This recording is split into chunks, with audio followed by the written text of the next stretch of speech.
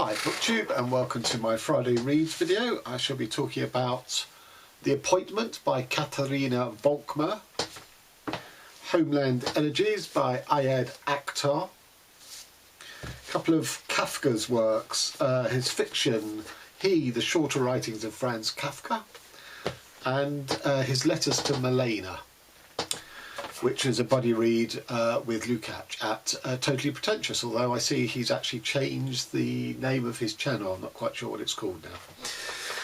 Let's start with the fiction. So, The Appointment by Katharina Volckmer. The first thing to say is I thought this was going to count towards my Read More German Lit in 2020, but although she is German, she lives and works in the UK in the publishing industry, and I couldn't see any mention of a translator, so I suspect this was written in English, so I can't count it towards my Read More German Lit.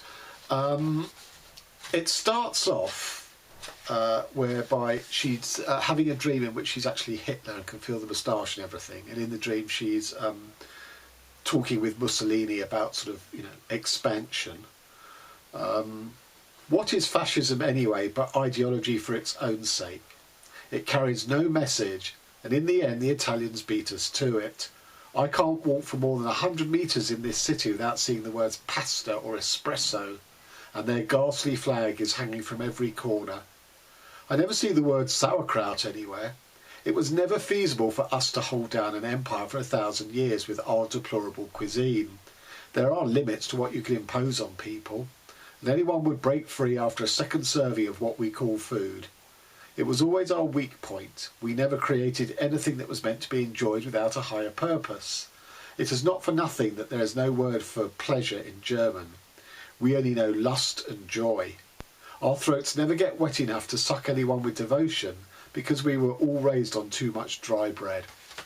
Funny, it starts off really funny. It is a stream of consciousness being told to a man who has his head between her legs.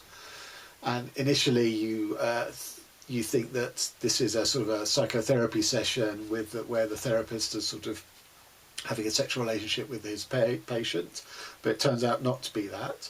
Then you think, okay, maybe this is her gynecologist during an examination, and it's not that. I won't give the actual sort of situation whereby this guy does have his head between her legs, other than to say it is professional. But it does read like a sort of a psychotherapy session, almost sort of, not quite free association, but this association of ideas in this stream of consciousness. The problem is that joke sort of wears thin, really. There's a lot about sort of Hitler and the Nazis here, and we find out that the doctor who's dealing with her is Jewish, and there is a sense of sort of her needing to make reparation for the sins of her country folk and things like that, and it's quite an ambiguous sort of push me pull you thing of between the Germans and the Jews in here. But the joke wears thin because she doesn't just imagine she's Hitler. She does things like sort of trying to imagine, Hitler in his downtime, like did he wear slippers and things. And there is a justification for it when we return to this sort of Hitler thing partway through the book, whereby she throws something at a colleague in work, and rather than get sacked, the work insists that she sort of undergoes counselling, and she goes to see this English counsellor, British counsellor called Jason, who she just wants to give the runaround to. She doesn't want to expose anything of herself to. And in doing so, she makes up these, rather lurid, perverse fantasies she has about sort of the Nazis and Hitler to put this guy Jason off. But by that stage, it's not funny anymore. That first page I read was really funny, and unfortunately, she's not able to pull that off throughout the rest of the book. So it gets, it gets rather tiresome. And when you talk about the Nazis and stuff, I think you have to tread quite carefully, and I don't think she pulls it off. It is a transgressive book. It's transgressive in the sense of, she tries this thing of using the Nazis to drive the narrative, but it's also transgressive in its sexuality. There's a lot of gender fluidity here. And I don't want to say more than that because it would give spoilers, because it comes back to the relationship and what is that, the exact role of that sort of professional guy with his head between her legs. But in the end, I didn't really buy into this book at all. You know, after such a sort of supremely good start, it tailed off very quickly, and I give it 3 stars. So, Homeland Elegies by Akhtar, which is not a book I would have picked up. I was sent this because I'm reviewing it for a magazine that I work for. It is a sort of a hybrid sort of memoir come fiction. It's, you know, it says avowedly in the beginning that it is, you know, where they tell you sort of its reference number. It goes, the characters, events and locations in this book are fictitious or are used fictitiously.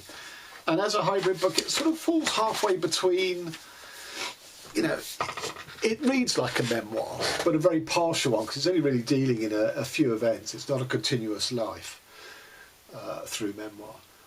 Versus that thing of, well, you know, some of the names of the characters of real life people have been changed to protect their identities, and it never really ever comes that sort of curious half and half state. Anyway, I had Akhtar as a playwright in America of Pakistani origin. His father was first generation, and his father is very assimilated to the US. But of course, the argument is, how is any immigrant ever sort of welcomed into the bosom of white America? So although he's very assimilated, he drinks, he gambles, he has extramarital sex. His father, this is. There will always be an aspect of him not being accepted and always being viewed as an outsider. And his son here, who is a playwright who wrote a play, a post 9/11 play, and the nature of those types of plays, everyone is there to represent a position or an attitude towards the event under scrutiny. And therefore one of the characters basically expresses sympathy for the 9/11 bombers because of the atrocities committed in certain Muslim populations around the world. And he's challenged, the playwright is challenged on this, you know, is that what you really think? And that widens out to, is that what all American Muslims think? Which is a really interesting frame for this novel, but it's never really returned to, because what we get instead is a lot about his father's and how his father deals in America, a lot about how he deals in America with this slightly split, you know, Pakistani American identity. We don't get a broad overview of, well, you know, trying to look at that sort of accusation by white America as, do all American Muslims think this way? So that framing device isn't ever really picked up. The best bits in this book are the economic analysis of America. One from a Pakistani hedge fund, very successful hedge fund manager, who, if this is to be believed, basically got the Akhtar character to invest. I mean, he made lots and lots of money, so he went sort of from a struggling playwright to you know, being very comfortably off. And he explained how, because of the strict inheritance laws laid down in the Quran, that until the 18th century, Islamic societies were not able to sort of, you know, form capitalist and corporate structures, because they had to leave it to their kids. You know, you couldn't pass it on, and that, you know, the argument was that this held Muslims back economically. And this guy, this hedge fund manager, has got this sort of fiendish plan to sort of wreak revenge on America through sort of financial manipulation, which is really interesting and really well done. And the second one is a Afro-American film producer, because as a playwright, one of his films is going to be adapted for the silver screen. And this guy goes on to explain how, you know, money is the only thing you need to know about as you know, what lies behind America. Not the American dream per se, but actual commodification that money brings. And he explains how during the 80s under Reaganism, that lots of successful community enterprises, shops and things like that, were basically left unprotected by a move towards sort of greater corporate, survival of the fittest in the market economy, free market economy. And that lots of these shops, the successful shops, were picked off by, big corporations who bought them up. And this particularly affected the Afro-American community, because although the people who owned these shops were paid money and got rich, everyone that they served in the community was left bereft because it was no longer tailoring to their specific needs. It was completely indifferent to them. And that's interesting because when you think about, the appeal of Trump in 2016, it wasn't just Rust Belt where industrial or deindustrialisation had thrown people onto the scrap heap and leaving them angry, but it was also in the sort of merchant and mercantile and commercial classes from the 80s where people were picked off and communities were really sort of degraded by these, corporate sort of swallowing up of key community areas. So there you get a sense of, again, this sort of economic analysis of America, which is really good, but it's interesting that both of these are given to Akhtar by other people. They're not things he's come up with for himself, and then you know that he's going to put them in plays, because he's an obsessive chronicler of his life. He's also an obsessive chronicler and interpreter of his dreams, which is rather uninvolving and uninteresting when we get his dreams and he sort of, tries to pierce the meaning of them. I didn't sort of get anything from that at all. And the other thing about this book is that, for a playwright, he's really unobservant. He wasn't aware that his father was unfaithful to his mother and actually sired a child out of wedlock, a half sibling. He wasn't aware that his mother had, a lifelong unrequited love for an uncle of his who was eventually basically assassinated in Pakistan by an American-led CIA operation. It's never clear whether this uncle was involved in Taliban, supporting the Taliban or not. The night of the Trump election, he's on the phone to his dad, and he thinks his dad has voted Trump. His dad had actually treated Trump as a heart surgeon, sort of many years ago. He thinks his dad has voted Trump and is furious with him, under that assumption. But he never actually asks him, never actually establishes whether he did or he didn't until a year later, when his dad finally expresses regrets for having voted Trump. So there's lots of examples here of sort of blindness to the human condition, which is what playwrights are supposed to write about. And finally, coming back to this sort of acceptance in America of non-white immigrants, he gives an example where he has car trouble, and a sort of a friendly cop sort of comes over to him and sort of says, "Look, you need to get to a garage. It's not in his hometown, so he's away from home. You need to get to a garage. My uncle runs a garage. He'll do you a deal. Here's his card." So he goes to this garage, and the guy quotes him for what needs doing, blown gasket or whatever it is, and he notices that there's a 9/11 sort of calendar there, and it's full of sort of patriotic imagery and stuff. And he leaves the car there for the repair, and when he comes back, he finds that he's been charged not only for the quoted work but for other stuff that he felt, because he had a catalytic converter that was out of date. And he says, "Well, I don't have the money to pay for both of those. Please reinstall the old one." And the guy goes, "I can't, I can't do that. It's against sort of, the regulations and things." So that, there's a lot of arguing backwards and forwards, and he's feeling increasingly threatened because he keeps sort of seeing these images on the calendar. Plus, he knows that this guy's nephew is the cop, so he can't call the cops, kind of thing. And it's sort of presented as a sort of an element of not being, of sort of racial discrimination, but it isn't, because this is clearly a racket that the cop and his uncle, garage repairman, they run on any sucker. It's not racially, defined. He's made more uncomfortable because this guy happens to have this calendar pinned on the wall, but it's just as likely that a white person could. So again, it's this sort of lack of insight, really. And the description of, he contracts a case of syphilis, and it works out that it's from his long-standing girlfriend, who is, you know, in two relationships, one with him and one with a white guy.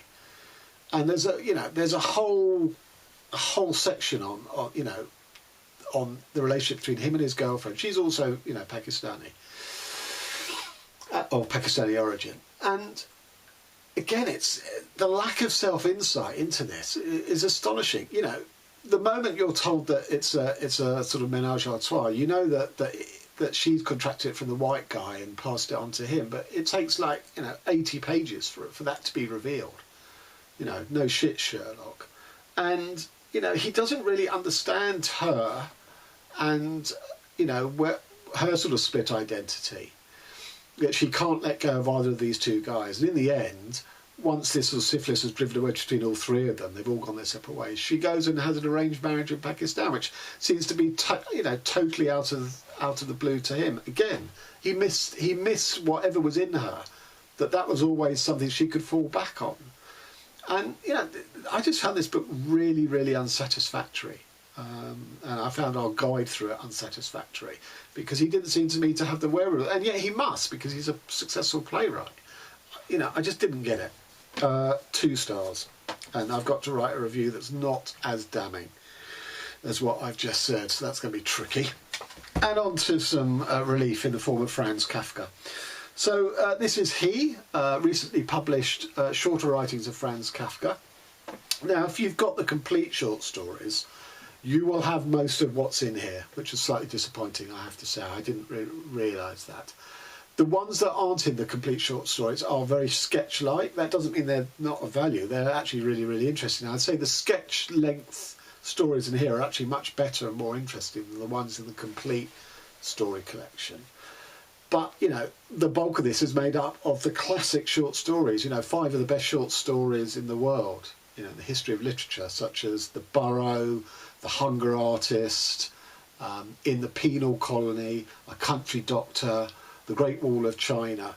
I mean, absolutely fantastic short stories. But, you know, I didn't need to read them again, having read them quite recently, and you know, they're in here. But it does also have a very interesting short introduction by Joshua Cohen, the author of The Book of Numbers and Moving Kings and other books.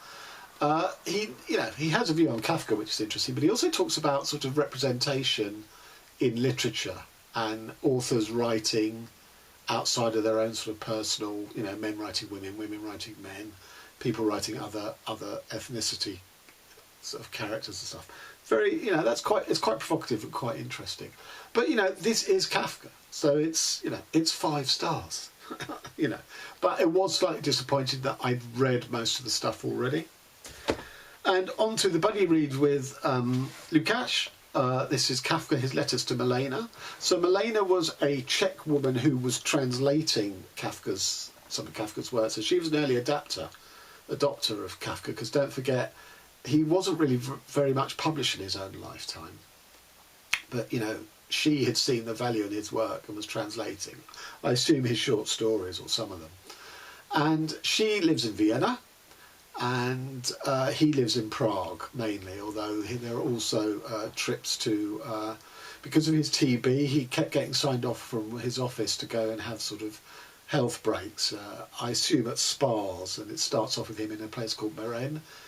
And they're writing letters to each other, and there is a romantic relationship. Her marriage is falling apart. Kafka never married. But the pattern of this relationship follows the pattern of his other 2 sort of engagements to women, one Phyllis Bauer, because he really sort of consummated them. He didn't really have any intention ultimately of marrying them, because he was, and what comes across very strongly in here is he's so afraid of flesh. He's so anxiety driven by the human body, his own as well as others, that, you know, sex really isn't a thing for Kafka. And there's some really interesting writing on sex. That's not to say he was a virgin. He wasn't a virgin. Occasionally he scratched the itch, but it wasn't that sort of biological scratch. It's, you know, for someone who was very barely in the world, or sort of ethereal as Kafka was, it was the sort of remaining 10% of him that was in the world that managed to pull him back for that brief moment of a of a sexual interlude, and then he'd sort of fly off again. So it's sort of, you know, he couldn't bear to be in the world really. One feels that he welcomed death. There's lots of other interesting little insights, such as the push me pull you thing of his relationship with Milena, and I suspect with the other women he was engaged to. You know, there are so many details here about how they plan to sort of make travel arrangements so they can meet up either in Vienna or in Prague or in some neutral place. But they very rarely come off. They overwhelm Kafka. You know, it's too much for him, and he ends up not making most of those visits. And what I feel about this is that Milena and Kafka were very similar. They, you know, he had TB. She contracts some sort of lung disorder, although it's not TB. She's obviously they're both insomniacs. She's obviously involved through translating his work, so they're sort of almost psychically linked. And my idea is that they're actually mirrors for each other. That when Kafka's writing to Milena, he's really sort of interrogating himself, and I think vice versa for her as she tries to extricate herself from the wreck of her marriage. That they're very similar, which means that they can be mirrors for themselves, and they're both, I think, not that we know what Milena's letters were, they've never been preserved, but I get that sense of each is using the other as a mirror to reflect upon themselves. You know, another thing that you get from this book, apart from the push me pull you, which is, after all, the way Kafka wrote his novels, The Castle and The Trial, where it's that sort of roller coaster between hope and despair. You know, is the next bureaucrat that Joseph K is going to see, is that going to be the right one to get him to find out what he's been charged with? Or he meets a girl and they look like they're having a relationship, and you know, that's an upswing. It's so beautifully modulated by Kafka in his writing, but that's how his life was. You know, I'm going to come and visit you. No, I'm not. My TB's flared up, or they won't give me a visa, or they've cancelled that train service, or there's a train, you know, there's a strike, this, that, and the other. Another sort of insight you get into Kafka is, you know, he sort of casually drops in, you know, he's basically trapped in his room, and he basically drops in, you know, sort of how he's been studying flies and lizards and stuff, and you realise that this forms, you know, he was also a vegan, no, not a vegan, a vegetarian, sorry. Again, I think through a distaste and disgust at flesh, even animal flesh. And yet he was very, very sort of intimately observing animal life around him. And of course, so many of his short stories were through the eyes of animals, you know, not least Metamorphosis. So you really get a sense of Kafka the man here. Although I will say, don't start with, if you've never read Kafka stuff, don't start with this. Start with the novels, read Metamorphosis, read the short stories, and then either read a good biography or read his letters to Milena, and also letters, was it to Phyllis? Or I can't remember the other book of letters to one of his fiancées. The biography I'd recommend is by Pietro Citati, an Italian author. It's a really, really good biography, and you know, does deal in the letters as part of that. But I don't think it matters whether you read the biography first and then these letters, or the letters and then the biography. I think you can go either way with that. So this was a really interesting reading experience. You know, I recognise a lot of Kafka's input into his stories, both his novels and his short stories. It backs up the image I'd built up of the man from reading biographies about him. It's absolutely writ clear in this, you know, in these exchanges, what he was like. We do get very, very brief expressions of his views on psychoanalysis, Bolshevism. This would have been written in 1920, so 2 years after the Russian Revolution. Anti-Semitism, Zionism, but that's not really what Kafka was about. Kafka didn't really live in the world, but it's interesting that he did still have, you know, some fleeting opinions on these things. So 4 stars for this. So there you have it. Friday reads, I am going to complete Clarice Lispector, Near to the Wild Heart. Then the new Don Delillo book is due to be released on November the 2nd. I think it's quite a short book, so I'll be reading that. But then we're into non-fiction November, of which my first read will be Kim Gordon, Girl in the Band. She was the bassist and singer of sort of art noise band from New York called Sonic Youth in the 80s and 90s. Sorry, no, that's not right. 80s, 90s and 2000s. And that's basically it. So till next time, thanks very much.